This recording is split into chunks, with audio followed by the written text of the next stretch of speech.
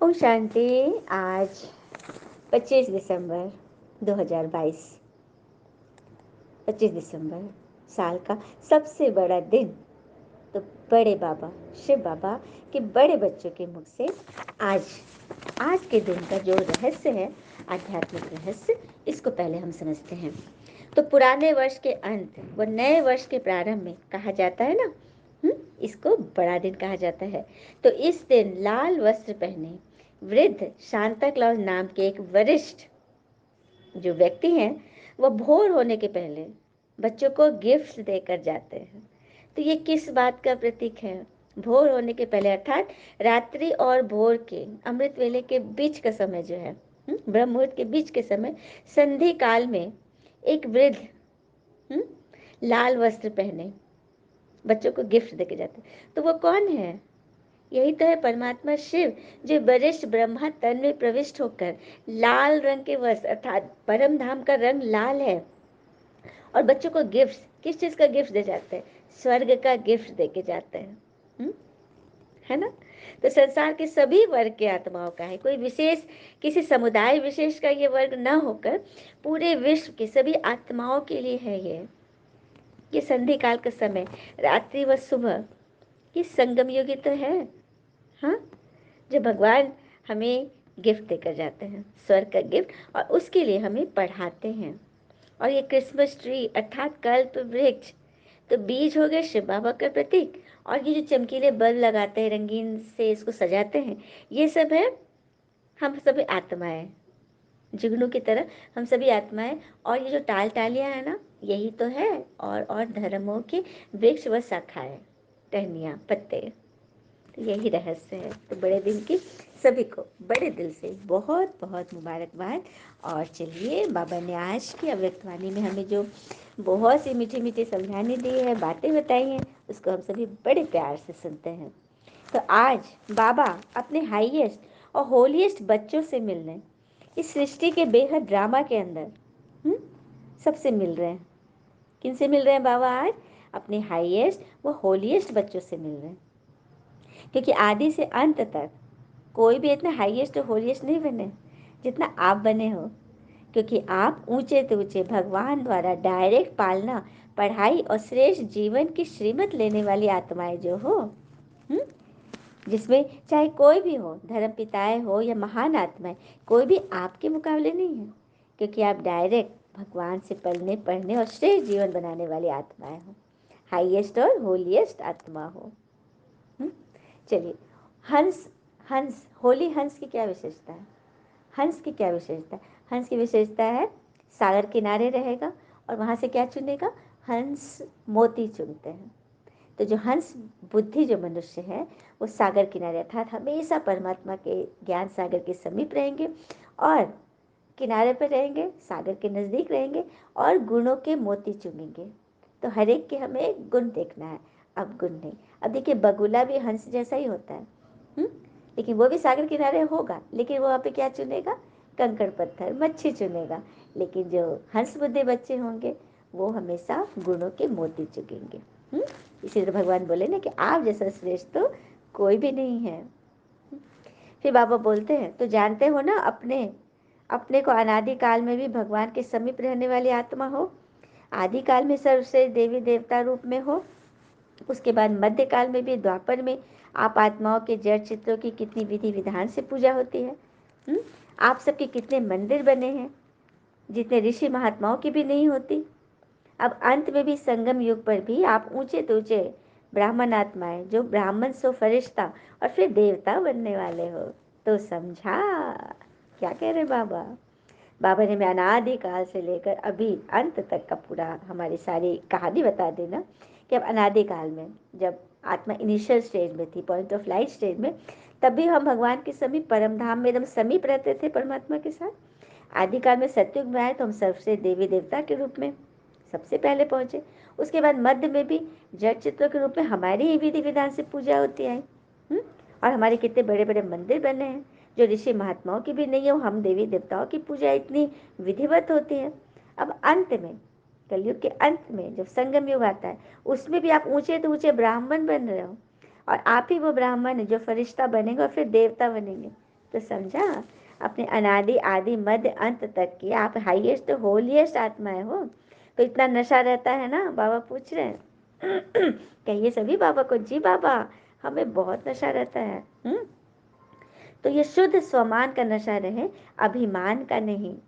अब देखो, इतनी सारी जब क्वालिटीज किसी के अंदर हो जाती है तो उसके अंदर मैंपन आ जाता है ना। अब मैं के बारे में कहते हैं, मैं शब्द कोश का सबसे छोटा शब्द है, उसे जिंदगी का सबसे बड़ा शब्द न बनाए, है ना, नहीं तो वो मैंपन हमारे जीवन को ही खा जाएगा। तो ये बाबा कह रहे हैं शुद्ध नशा रहे स्वमान का, अभिमान का नहीं। फिर बाबा ने संपूर्ण पवित्रता की परिभाषा बताई कि स्वप्न मात्र भी अपवित्रता मन बुद्धि को टच न करे, स्वप्न मात्र भी। तो आप सभी सहज ही इस पवित्रता को धारण करने वाली आत्माएं हो ना, बाबा पूछ रहे हैं। मतलब आसानी से पवित्रता को धारण कर लिए हो ना। और फिर ये सहज क्यों है, इजी क्यों है? क्योंकि हिम्मत बच्चों की और मदद सर्वशक्तिवान बाबा की, इसीलिए मुश्किल व असंभव भी संभव हो गया, वह हो रहा है ना, बाबा पूछ रहे हैं। बाबा कहते हैं पवित्रता को अपने जीवन में धारण किया, लेकिन यह इतना इजी क्यों है? क्योंकि स्वयं भगवान हमारी मदद कर रहे हैं, है ना। फिर बाबा पूछते कि संपूर्ण पवित्रता सहज है या मुश्किल, या कभी मुश्किल व कभी सहज? बाबा घुमा फिरा के प्रश्न करते हैं कि संपूर्ण पवित्रता जो आप धारण कर रहे हो वो आपके लिए मुश्किल है या सहज है, या फिर कभी मुश्किल कभी सहज?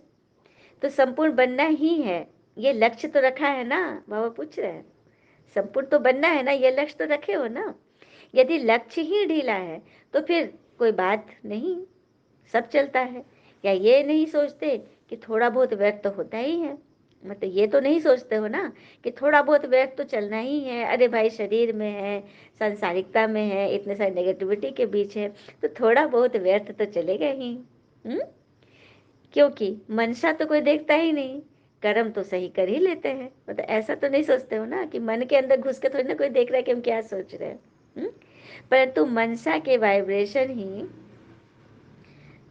ही जब शुद्ध नहीं है तो ऐसे चलाने वाले ढीले ढाले खुद ही चलते हैं ढीले, तो वे कहाँ पहुंच जाएंगे? त्रेता के लास्ट में पहुंच जाएंगे। सुना, जब मनसा के वाइब्रेशन तुम्हारे, जो मनसा तो कोई नहीं देख रहा है ना, कर्म तो सही कर लेते हैं ना, तो मनसा के वाइब्रेशन तुम्हारे छिप नहीं सकते, छिप नहीं सकते।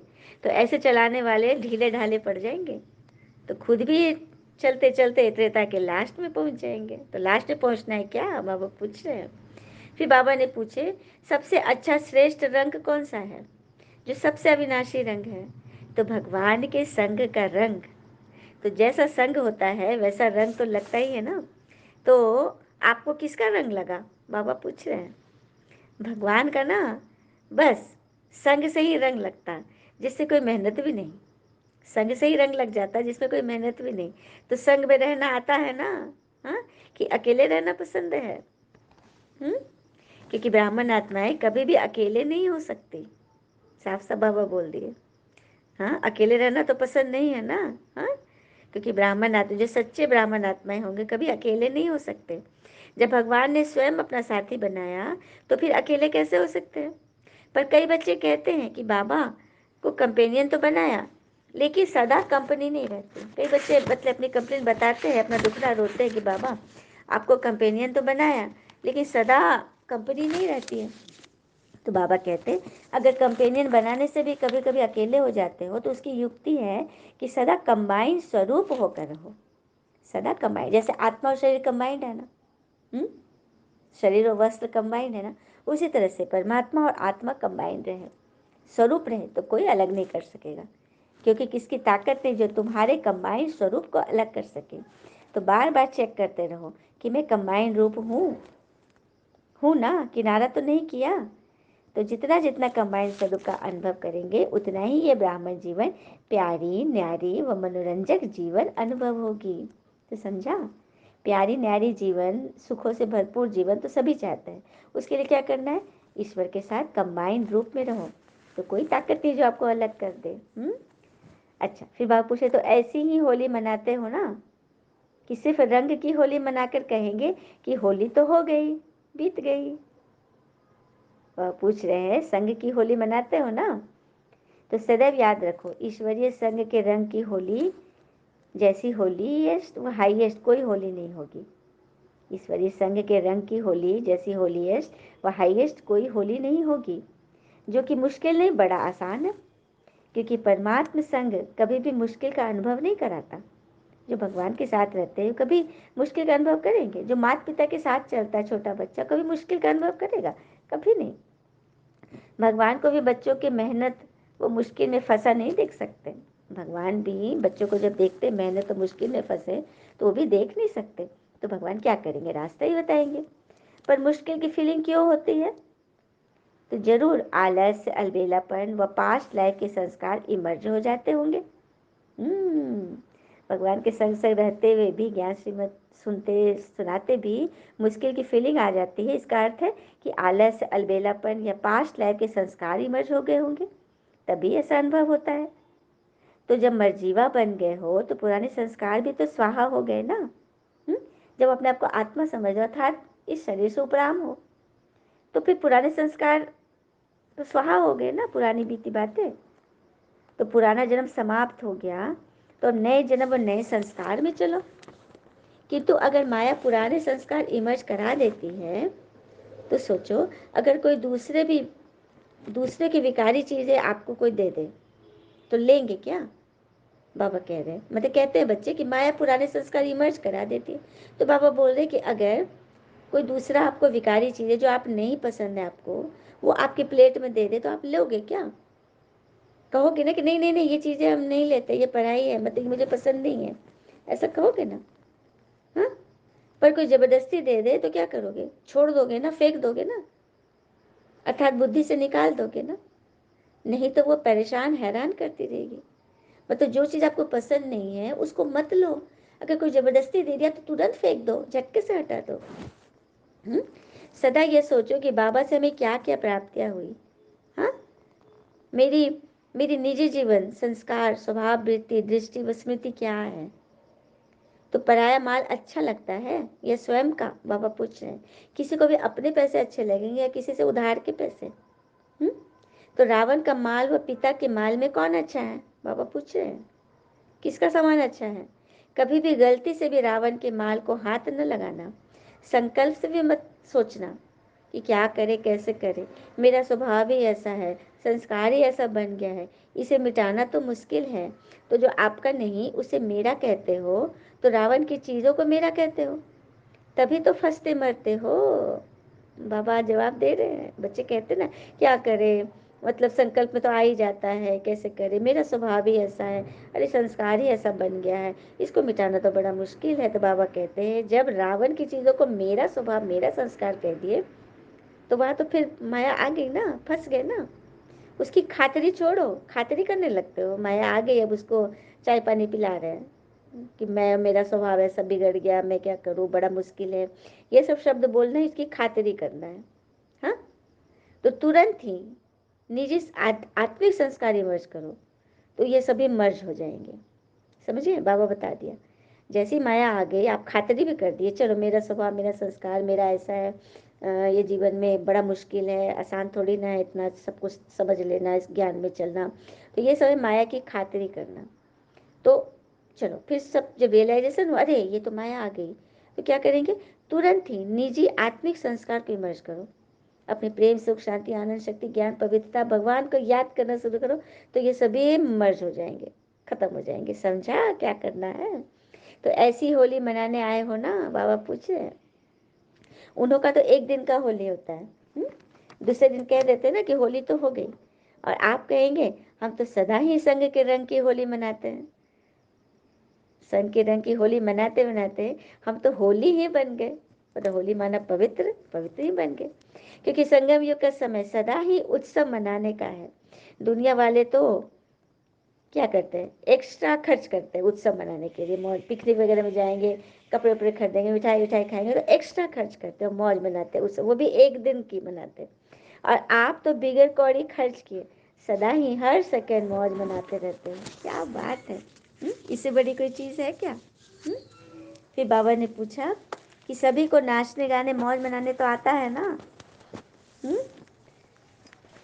तो कभी भी ये नहीं सोचना कि हम संपन्न बनेंगे व नहीं, क्वेश्चन नहीं करना अपने आप से ये कमज़ोर संकल्प कभी आने मत देना। सदा यही सोचो कि अनेक बार मैं ही विजयी हुई हूँ या हुआ हूँ और आगे भी होऊंगा। सदा क्या सोचना है हमें कि हम तो कल्प कल्प के विजयी हैं, आगे भी होंगे। हम ही हुए थे, हम नहीं होंगे तो कौन होगा। फिर बाबा ने दादी जानकी से स्पेशल मुलाकात की और कहा कि रथ को चलाने का तरीका तो आ गया है, मतलब शरीर और आत्मा दोनों को तो चला रही हो, उसकी तो नॉलेजफुल बन गई हो।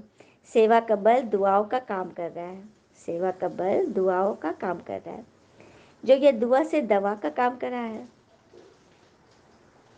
दुआओं का काम कर रहा है, मतलब ये दुआएं आपके लिए दवा का काम कर रही है, जिससे उमंग उत्साह की सूली, उमंग उत्साह में भरकर सूली को कांटा बना दे। देखो फांसी लगने वाला था लेकिन उसको क्या बना दिए, छोटा सा कांटा चुभा और खत्म हो गया सारा हिसाब। तो ऐसे अपने आप को बनाओ। फिर बाबा ने वरदान दिया, संगम युग पर हर समय, हर संकल्प, हर सेकंड को समर्थ बनाने वाले ज्ञान स्वरूप भव। संगम युग पर हर समय, हर संकल्प, हर सेकंड को समर्थ बनाने वाले ज्ञान स्वरूप बने। तो कैसे करेंगे, तो ज्ञान सुनने और सुनाने के साथ साथ ज्ञान को स्वरूप में लाओ। ज्ञान स्वरूप वह है जिसका हर संकल्प, बोल और कर्म समर्थ हो। सबसे मुख्य बात, संगम युग की हर चीज़ को समर्थ बनाना है। यहाँ पर जो भी चीज़ें मिली है ना, उसको हमें समर्थ बनाना है। यदि संकल्प रूपी बीज समर्थ है तो वाणी कर्म संबंध सहज ही समर्थ हो जाता है। क्योंकि संकल्प जो है ना, बीज है। बीज अगर उत्तम क्वालिटी का होगा तो उसके आगे वृक्ष का विस्तार, फल फूल तो सही होंगे ही होंगे। इसलिए संकल्प पे पूरी चेकिंग करनी है कि हमने मन में कौन सा विचार डाला है। ज्ञान स्वरूप माना हर समय, हर संकल्प, हर सेकंड समर्थ हो। जैसे प्रकाश है तो अंधियारा नहीं होता, ऐसे समर्थ है तो व्यर्थ हो नहीं सकता। क्या बात है, जब कमरे में लाइट है तो अंधकार हो नहीं सकता। कोई उसको ऑफ करेगा तभी अंधकार होगा, लाइट ऑफ करेगा तभी अंधकार होगा। तो हमें उस स्विच तक तो जाना नहीं है, मन में वो संकल्प तो लाने नहीं कि हम लाइट ऑफ करें, है ना। हमें तो हमेशा लाइट में रहना है, क्योंकि ज्ञान प्रकाश, ज्ञान सागर हमारे साथ है। ज्ञान का प्रकाश लेकर आए तो हम अगर परमात्मा के समय पे, सागर के किनारे पे हमेशा है, हंस बुद्धि बनकर है, तो हमारे जीवन में कभी व्यर्थ हो नहीं सकता, अंधियारा हो नहीं सकता। स्लोगन, सेवा में सदा जी हाजिर करना, यही प्यार का सच्चा सबूत है। तो परमात्मा ने सबसे पहले सेवा किसकी करने बोले हैं, अपनी आत्मा की। तो अपनी आत्मा की सेवा के लिए हमें सबसे पहले ज्ञान को सुनना है, पढ़ना है, याद करना है, मनन करना है, धारण करना है, फिर कराना है। तो ये सारी चीज़ें हैं। अब देखिए, त्याग और तपस्या, त्याग और तपस्या, योग और तपस्या, इसमें फ़र्क है। योग है हमारे इस ज्ञान का एक सब्जेक्ट, जिसमें ज्ञान, योग, धारणा, सेवा, ठीक है, योग एक सब्जेक्ट है। और तपस्या है इन चारों को धारण करने से जो जो मक्खन निकलता है वो है तपस्या। चारों में सेम मार्क्स लाए, 100 मार्क्स आए, वो है तपस्या। अब हम देखें कि क्या हम तपस्या करने के लायक है, क्या इन चारों सब्जेक्ट में हमने प्रवीणता हासिल की है। तो ये चेक और चेंज कौन करेगा, हम खुद ही करेंगे ना, कोई दूसरा हमें चेक नहीं करेगा। और कहते हैं ना, जो हमें हमारी निंदा कर रहा है, जो हमें हमेशा कड़वी दवा पिला रहा है, इसका अर्थ है कि वो हमारा सबसे बड़ा हितैषी है।